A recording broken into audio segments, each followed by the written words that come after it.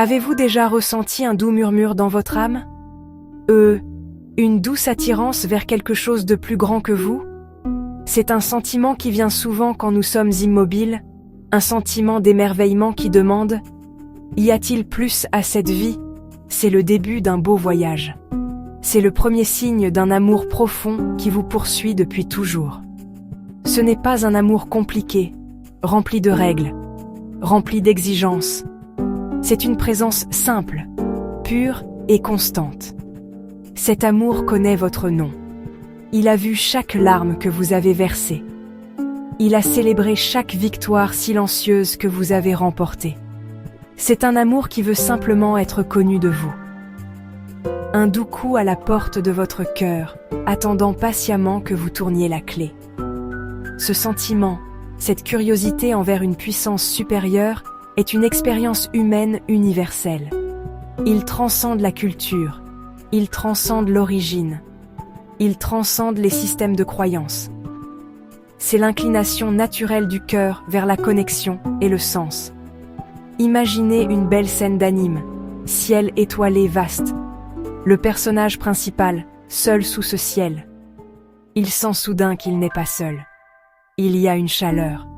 Il y a une lumière qui semble émaner de partout et de nulle part. C'est l'essence de cet amour divin. Alors, qui est ce Dieu qui aime si profondément? Mettons de côté toutes les doctrines complexes et les images rigides que vous avez pu rencontrer. Imaginez un instant un ami gentil et doux. C'est un ami qui s'assoit avec vous dans un silence confortable lorsque vous n'avez plus de mots à dire. C'est un ami qui écoute, vraiment écoute, les soucis que vous ne pouvez pas exprimer à voix haute. Quand vous pleurez, cet ami est la présence réconfortante qui recueille vos larmes. Lorsque vous cherchez un moment de paix dans un monde chaotique, cet ami est la source d'une joie profonde et inébranlable. Ce sont des mots simples, je sais, mais ils contiennent une vérité profonde. Dieu est, au fond, l'expression ultime de l'amour, un compagnon fidèle sur le chemin de votre vie. Pensez à un personnage d'anime aux yeux remplis de chaleur et de compréhension. Leur regard ne porte aucun jugement, seulement de l'acceptation. C'est un petit aperçu de la nature de l'amour divin. C'est un amour qui voit votre potentiel, même lorsque vous ne pouvez voir que vos défauts. C'est une lumière qui brille dans les recoins les plus sombres de votre passé et dit « Vous êtes toujours digne. Vous êtes toujours bien-aimé. » Cet amour ne s'acquiert pas par de bonnes actions et ne se perd pas par des erreurs. Il est constant, comme l'étoile polaire dans un ciel nocturne sombre. C'est une vérité fondamentale de votre être. Dieu est l'artiste qui a peint le chef-d'œuvre que vous êtes, et comme tout artiste, il a une affection infinie et tendre pour sa création. Cet amour n'est pas distant ou inaccessible. Il est aussi proche que votre prochaine respiration. Pourquoi les gens ressentent-ils le besoin de partager leur foi, d'évangéliser? La réponse, quand elle vient d'un endroit vrai, est magnifiquement simple, l'amour. Quand vous expérimentez quelque chose qui remplit votre vie de lumière, de joie et de paix, votre premier instinct est de le partager. Pensez à la découverte d'une chanson incroyable ou d'un film à couper le souffle. Vous avez hâte d'en parler à vos amis, non pas pour les forcer à l'aimer, mais parce que vous voulez qu'ils ressentent la même joie.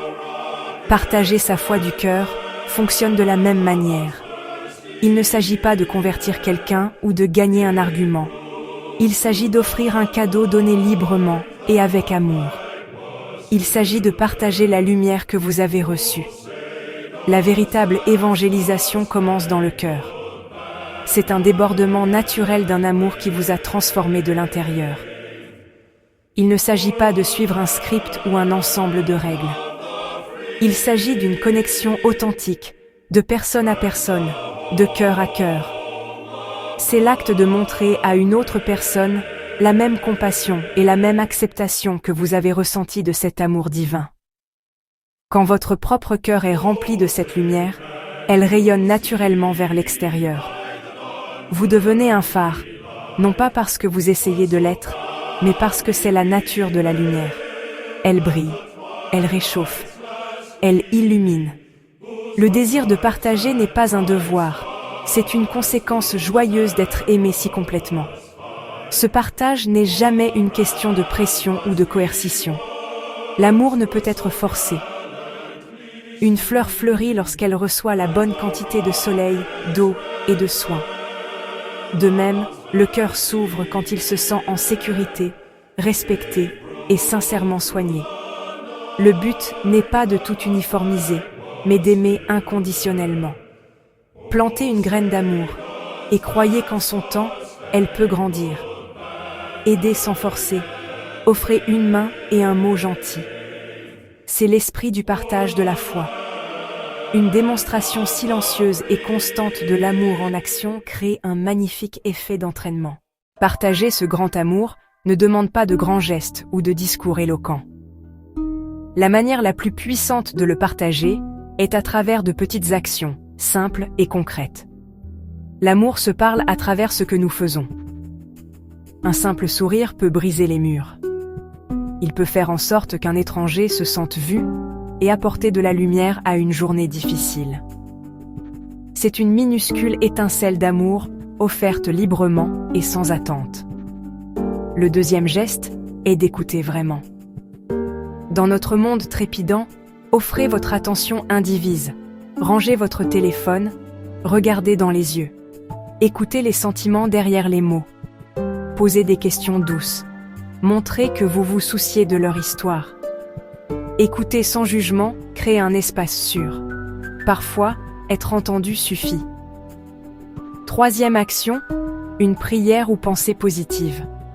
Je penserai à vous. Est-ce que cela vous dérangerait si je disais une courte prière pour vous? Une courte prière peut porter amour et espoir, comme envoyer une chaleur au cœur.